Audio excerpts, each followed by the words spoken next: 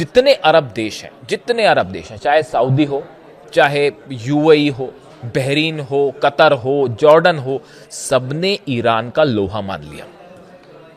सबने ये देख लिया कि कैसे दुनिया के सुपर पावर को घुटने पर ले आया है ईरान। हर मामले पे ना सत्ता परिवर्तन, ना मिलिट्री में जीत पाए ईरान को, ना अंदर घुस पाए, ग्राउंड ऑपरेशन करने की हिम्मत नहीं हो रही है। और मैं आपको अभी आगे बताता हूं कि क्यों ये जो डोनाल्ड ट्रंप कह रहे थे कि मैं हमला करने वाला था, अरब देशों के कहने पर हमला नहीं किया, उसकी सच्चाई भी मैं बताता हूं क्यों हमला नहीं किया, वो भी हम बताएंगे। लेकिन देखिए ये जो है ये बड़ा वेल कैलकुलेटेड प्लान है। इसको आप अगर समझें कि रूस अच्छा, और दूसरी बात, रूस हमेशा के लिए अमेरिका से एक बड़े प्रभावशाली देश के रूप में सामने उभर के आ जाएगा कि भाई उसको सब विश्वास कर रहे हैं। अरब देश भी रूस को विश्वास कर रहे हैं, ईरान भी रूस को विश्वास कर रहा है। ऐसे में अमेरिका की साख बेहद कम पड़ेगी और एक सुपर पावर का तमगा जो है वो छिनता दिखाई दे रहा है अमेरिका। इसीलिए डोनाल्ड ट्रंप इस बात के लिए तैयार नहीं हो रहे हैं कि वो रूस को शिफ्ट किया जाए यूरेनियम। और बाकी फिर तमाम बातें हैं। देखिए हर चीज़ें बड़ी सारी होती हैं, कितना यूरेनियम है, कहाँ कहाँ है, वो एक बहुत सारी बातें, वो हर चीज़ बताई नहीं जाती, वो थोड़ी समझने वाली बात भी होती है। खैर देखिए ये एक बड़ा प्लान है जिसको लेकर जिनपिंग और पुतिन के बीच में भी बड़ी चर्चा है, होगी ऑफ कोर्स। और ये जो हमले वाली बात आ रही है कि ट्रंप ने जो कहा कल कि भाई डोनाल्ड ट्रंप ने कहा कि हमने हमला नहीं किया, और कतर के कहने पर सऊदी और यूएई की जो लीडरशिप है इनके कहने पर हमला नहीं किया, वरना हम तो आज ही जो है मतलब कल गया उस डेट को हमने तय कर रखा था हमला करने वाला। कौन सा देश ये बताता है कि हम हमला करने वाले थे?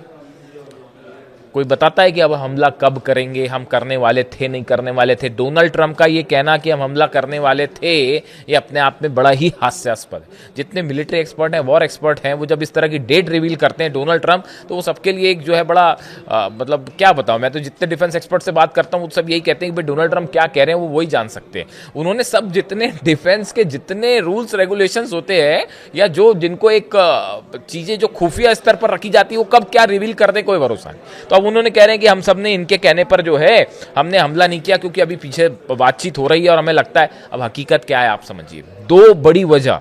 पहली बड़ी वजह, कई वेस्टर्न अखबारों ने इस बात का दावा किया है, वेस्टर्न न्यूज एजेंसीज ने दावा किया है कि अमेरिका के 100 फाइटर जेट ईरान में घुसने के लिए तैयार है। लेकिन साथ में खबरें यह हैं ईरान ने अपने डिफेंस सिस्टम में कई सारी नई मिसाइल्स शामिल की हैं, जिसमें रूस की मिसाइल्स, चीन की मिसाइल्स भी हो सकती हैं। और यह अंदेशा जताया जा रहा है कि अगर अमेरिका के 100 जेट अंदर जाएंगे तो बड़ी संख्या में अमेरिका के जेट इस बार गिरा दिए जाते, क्योंकि ईरान उसको ट्रैक कर रहा है। उनका मूवमेंट कैसे होता है, कितनी हाइट पे उड़ते हैं, कितनी स्पीड पे उड़ते हैं, वो कैसे राउंड अबाउट्स लेते हैं, इन सब को लेकर एक बड़ा प्लान तैयार है रूस और ईरान के बीच। और ये इस निशाने पर रखा गया है तमाम डिफेंस सिस्टम को, चाहे केशम आइलैंड हो, चाहे खार्ग आइलैंड हो, चाहे तेहरान हो, चाहे इस्फहान हो, नतांज हो, फोर्दो हो, हर जगह डिफेंस सिस्टम और मिसाइल्स डिप्लॉय हैं, पिछली बार के मुकाबले कहीं ज्यादा। और ये अंदेशा था पेंटागन को, CIA को, कि हमारे जेट्स अंदर जाएंगे तो पिछली बार तो 1-2 F-35 गिरे थे, इस बार ना जाने कितने गिर जाएं। इस खुफिया रिपोर्ट के बाद आखिरी में प्लान बदला गया। पहली खबर कि क्यों डोनाल्ड ट्रंप ने यह प्लान रोक दिया आखिरी समय में। दूसरा, डोनाल्ड ट्रंप नहीं चाहते थे कि पुतिन और जिनपिंग मिल रहे हों, उसके बीच में हमला किया जाए, वरना पुतिन और जिनपिंग दोनों का एक साथ बड़ा फैसला हो सकता था कि अमेरिका को कैसे जवाब दिया जाए। दो महाशक्तियां मिलके डोनाल्ड ट्रंप को जवाब देती हैं अगर वो ईरान पर हमला कर देते, और उस समय पुतिन चीन में हो।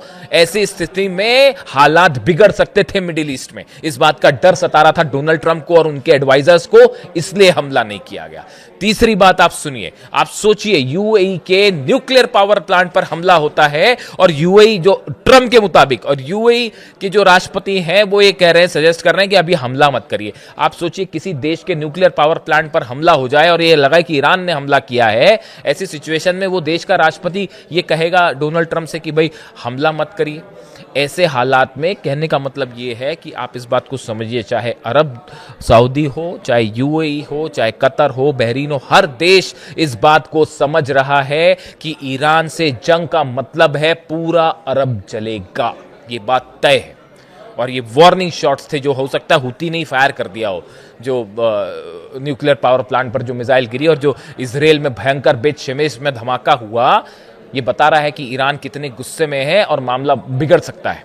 तो देखिए कुल मिला के जो खबरें हैं सामने, उसके मुताबिक इस बात पर भी हमारी नज़र रहेगी कि ये जो मुलाकात के बाद जो है अब क्या रुख होता है पुतिन का और शी जिनपिंग का, और ख़ास तौर पर अमेरिका को क्या मैसेज दिया जाता है यूरेनियम को लेकर। देखिए हॉर्मूज तो खुल जाएगा, हॉर्मूज ज़्यादा दिन तक अमेरिका इस पोजीशन में है ही नहीं कि वो हॉर्मूज को ब्लॉक करके रखें, वरना उसके बाद जो काउंटर सिचुएशन खड़ी हो रही है पूरी दुनिया में ऑयल को लेकर, हाहाकार मच जाएगा और डोनाल्ड ट्रंप अपनी स्थिति और कमजोर करेंगे। जितना लंबा ब्लॉकेड अमेरिका को उतना बड़ा नुकसान। मिड टर्म पोल्स नवंबर में जो है डोनाल्ड ट्रंप की उसमें करारी हार तय है, इसलिए इसको हॉर्मूज को जल्दी खत्म करना चाहते हैं डोनाल्ड ट्रंप, चाहे हमला करके खत्म करें या बिना हमला करके खत्म करें। तो अब ये बात तय होगी पुतिन और जिनपिंग के बीच क्या बात हुई और ईरान को लेकर क्या चर्चा है, यूरेनियम को लेकर। ये तीनों देशों ने एक बड़ा प्लान तैयार कर लिया है, जिस चक्रव्यूह में डोनाल्ड ट्रंप फंस गए हैं। पुतिन कह रहे हैं कि डेड एंड हो चुका है, अब इस समस्या का और कोई हल नहीं है और हमारे पास यूरेनियम भेजने के अलावा अब इसका कोई हल हो ही नहीं सकता।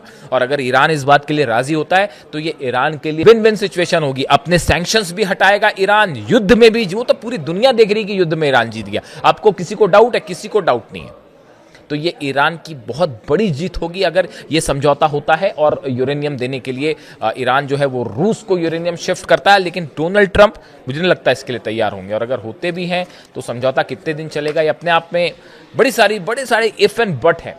लेकिन इसी बीच ये भी सच्चाई है कि 100 फाइटर जेट ट्रंप के तैयार हैं और जो किसी भी आदेश के बाद हमला कर सकते हैं, लेकिन उसका नतीजा पूरा अरब में एक बार फिर बड़ा विनाश देखने को मिल सकता है। जो भी अपडेट आएगा, चाहे बीजिंग से आए, चाहे न्यूयॉर्क से, चाहे तेहरान से, आप तक पहुंचाने की कोशिश होगी। Thank you so much.